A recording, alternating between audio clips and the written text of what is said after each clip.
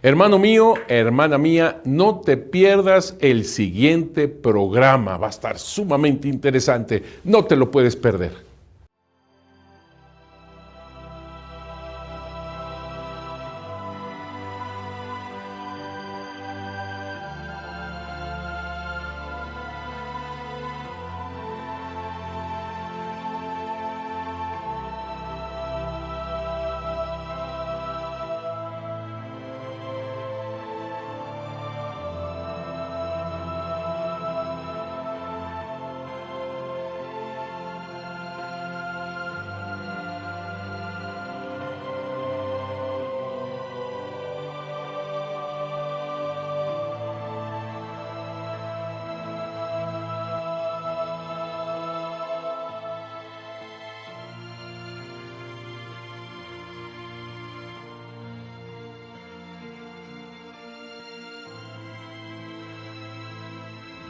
¿Qué tal?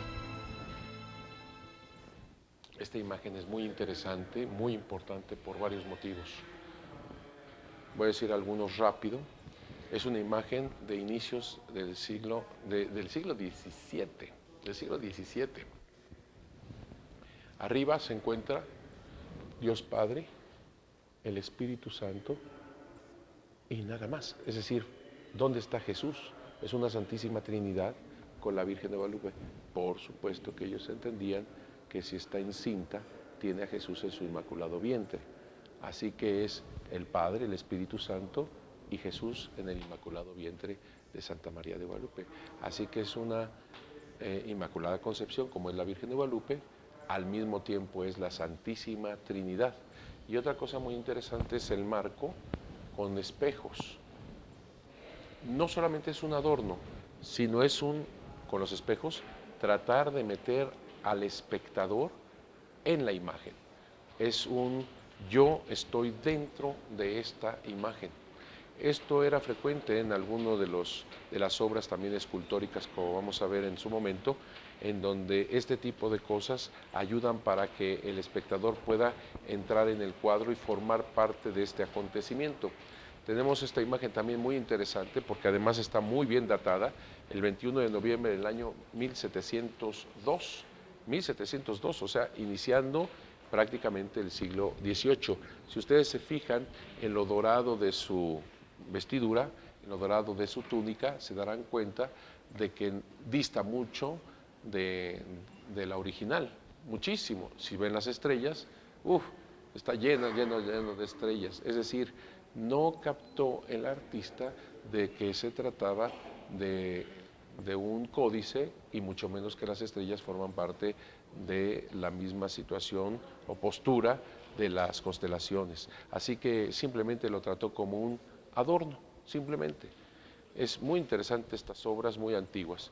Después tenemos una grande obra en donde está esta peregrinación por la peste que se desbordó, una peregrinación para aplacar el Cocolixtli. Si bien aquí lo pone en 1554, también hubo peste en 1544, que también se habla de una peregrinación semejante ante la Virgen de Guadalupe organizado por los franciscanos. Interesante porque los franciscanos están muchas veces en contra de la Virgen de Guadalupe, no les gusta la Virgen de Guadalupe. Hay unas personalidades aquí a destacar. Este es Fray Pedro de Gante, este personaje que se encuentra aquí y que lleva a todos estos niños penitentes en donde vienen con cruces, cilicios, etcétera, haciendo penitencia. Y este es Francisco de Siles, también muy importante personaje porque Francisco de Siles es quien organiza todo lo que es las informaciones jurídicas de 1666, uno de los documentos más importantes que ustedes conocen. Y luego acá esta imagen de Juan Diego presentando a la Virgen de Guadalupe y tenemos lo indígena, lo español, incluso con sus escudos. Está haciendo un verdadero mestizaje. Tanto la aman los indígenas como los mismos españoles a la Virgen Santísima de Guadalupe.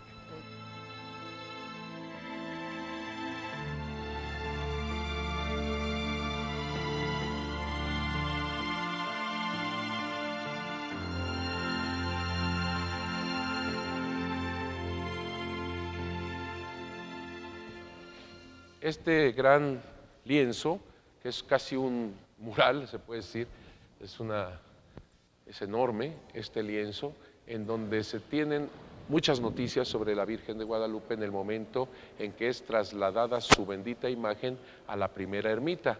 Ahí tenemos la procesión que se realiza el 26 de diciembre de 1531. Ahí están llevando en hombros a Santa María de Guadalupe, como actualmente sucede, ¿eh? Esto exactamente sucedía en 1531, el 26 de diciembre, y vemos ahí a un personaje, a un indígena que está herido de un flechazo, y es porque cuando venían exaltando a la Virgen Santísima de Guadalupe, se le escapó a un indígena la flecha y mató a este personaje. Pero ¿qué va a acontecer? Vamos viendo toda esta serie de personajes indígenas. Abre más, por favor, vente más atrás, abre más. Ve toda esta serie de indígenas que están cantando. Recordemos que uno de los documentos significativos es precisamente el atabal, este cantar del atabal de Plácido. Este cantar del atabal ya lo tenían los indígenas y simplemente le fueron poniendo letra de la Virgen de Guadalupe, en el sentido de que se aparece en el lago de Texcoco, y en fin, están exaltando muchas de las cosas que forman parte de lo que es el acontecimiento guadalupano. Ponen a esa persona que había muerto delante de la Virgen de Guadalupe, este indígena.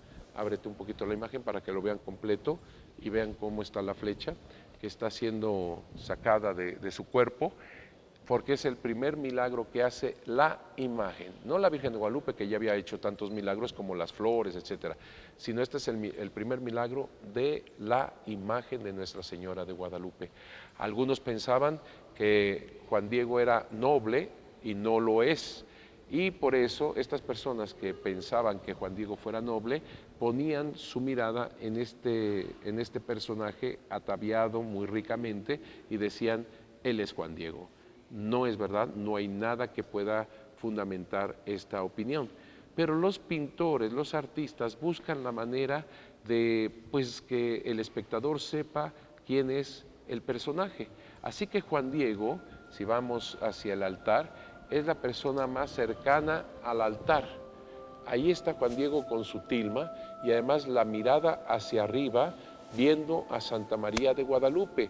Prácticamente es el único personaje de todo el cuadro que está viendo, que está viendo directamente la imagen de Santa María de Guadalupe, y que además, como te digo, está cerca del altar. Pero hay algo más que lo caracteriza, que realmente es Juan Diego, este personaje humilde, sencillo y muy cerquita del altar. Con eso está hablando de su dignidad. Son sus manos. Si enfocas las manos de Juan Diego y después enfocas las manos de Santa María de Guadalupe, te podrás dar cuenta que los dos se encuentran exactamente en la misma posición de oración. Las manos de Santa María de Guadalupe, enfócalas, exacto, exacto, y ahora enfoca las manos de Juan Diego, abajo, abajo, ahí está. Las manos de Juan Diego son exactamente en la misma posición.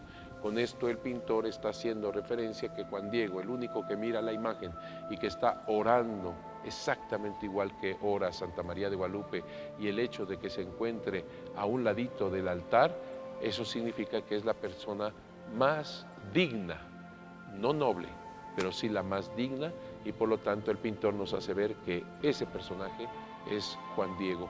Muy hermoso este cuadro, que se encontraba en la primera ermita, en la ermita. Esto cubría prácticamente uno de los muros de la ermita. Suavemente hacia arriba, y ahora sí la enfocas a ella. Esta imagen enorme es una imagen que estuvo nada menos que tapando la gloria de Bernini allá en el Vaticano.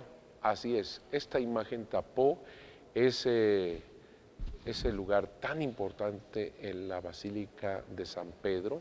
Es esta imagen que en algún momento ya se las mostré, cómo pusieron nuestros mexicanos en 1933, conmemorando y confirmando el patronato de la Virgen de Guadalupe para toda América Latina. Esta imagen está tapando nada menos que la gloria de Bernini en el altar de la Cátedra del Vaticano. Ahora vamos a pasar a este salón, ahorita que podemos. Vénganse, por favor. Y aquí tenemos unos cuadros del siglo XVIII muy importantes. Vamos a comenzar con aquel que es de ese es Juan González. Juan González es el traductor de Fray Juan de Zumárraga, un hombre santo. Incluso se ha iniciado la causa de canonización en el siglo mismo XVIII. Se inició la causa de canonización de este hombre, Juan González, que está ahí de rodillas, la Virgen de Guadalupe, una calavera que generalmente se ponía porque era signo de gente contemplativa que veía que la muerte era algo real y tenía que, pues, comportarse bien.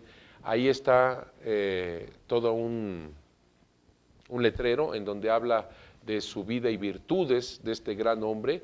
Fue canónigo, fue rector de la Pontificia Universidad, fue un hombre muy, muy importante en todo este evento guadalupano, ya que gracias a que él sabía náhuatl y español, pudo traducirle el mensaje que traía Juan Diego al obispo Fray Juan de Zumárraga. Por eso es tan importante este personaje.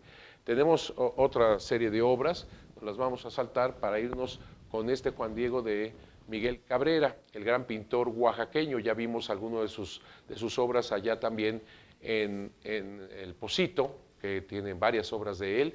Esta obra es impresionantemente bien realizada y además muy importante, porque Juan Diego está caminando con estos pájaros que están indicando cómo flor y canto es la verdad de Dios y cómo hace esto acercarse a la Virgen de Guadalupe. También hay un arco iris. Todo esto pues está evocando este encuentro que tiene Juan Diego con la Virgen de Guadalupe. Y digo que es importante porque su rostro es españolizado. Tenemos nuevamente esa inspiración artística del siglo XVIII.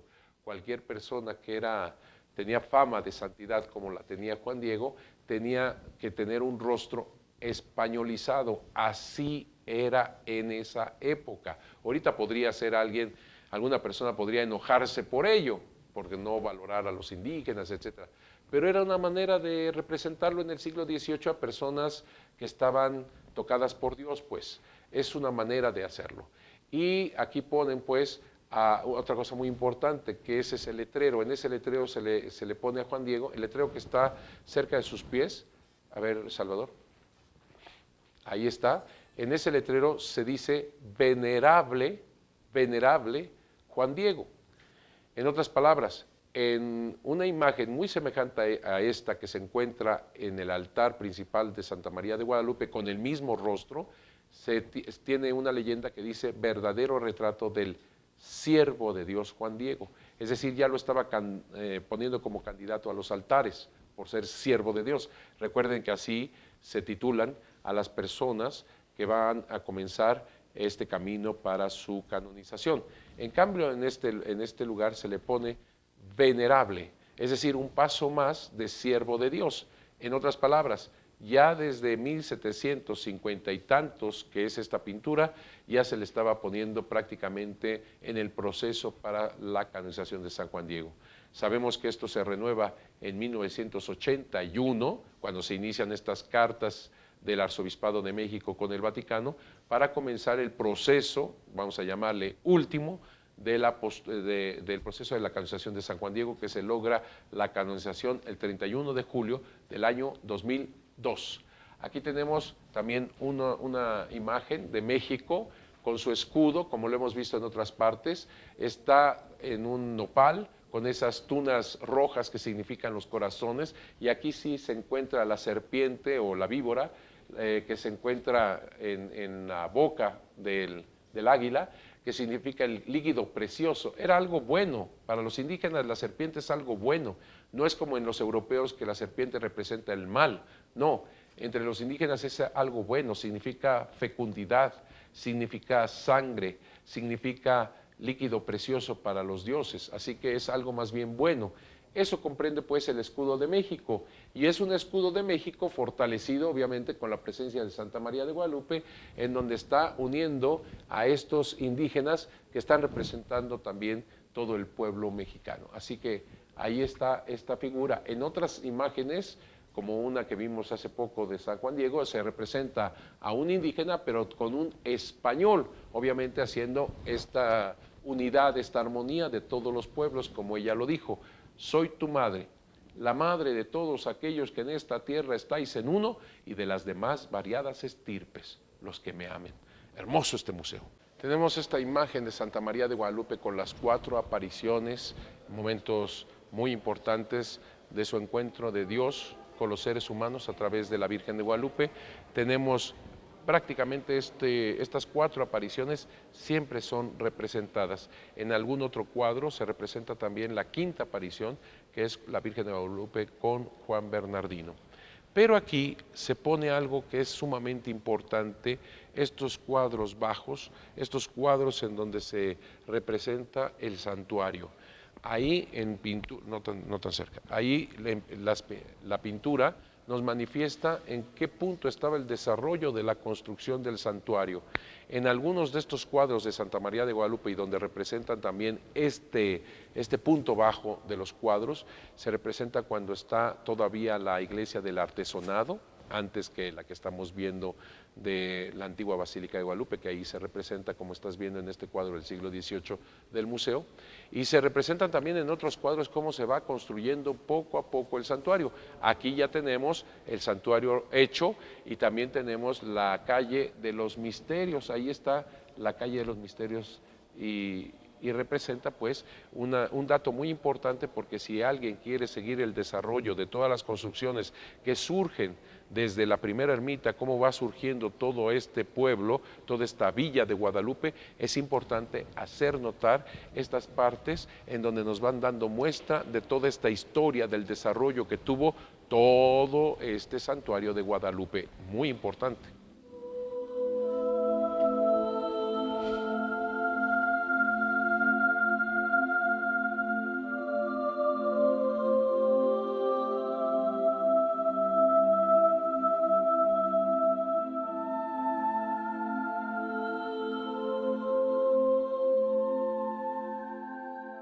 Ahí tenemos este Cristo que, como les decía, habían obras escultóricas como esta que tienen espejo. Está esta cruz con este espejo. Esto los artistas usaban para que el espectador, quien está contemplando la imagen de Jesucristo nuestro Señor en ese momento muerto en la cruz, también se reflejara el espectador, el feligrés, el fiel, a contemplar su propia imagen en la imagen del Cristo crucificado. Así que ahí está ese espejo que hace introducir a la persona con su oración, con su fe, a lo que representa el misterio de que Dios nos ama tanto que hasta la vida dio por nosotros.